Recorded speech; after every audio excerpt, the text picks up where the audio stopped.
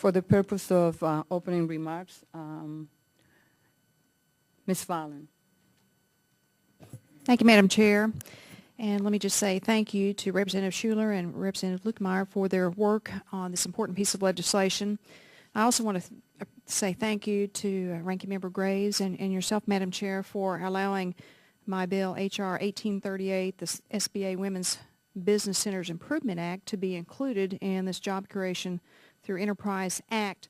As we may remember, this piece of legislation, language that I have, passed out of the committee and off the floor last year, and of course it got over to the Senate where it died a death. So we have included this piece of legislation back in this bill.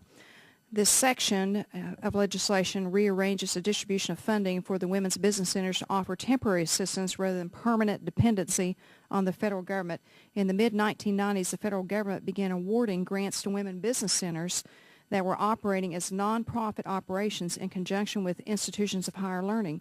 Originally, these grants were intended to be awarded to business centers in their first 5 years, with the understanding that after this 5th-year period had ended, the center itself would be self-sustaining.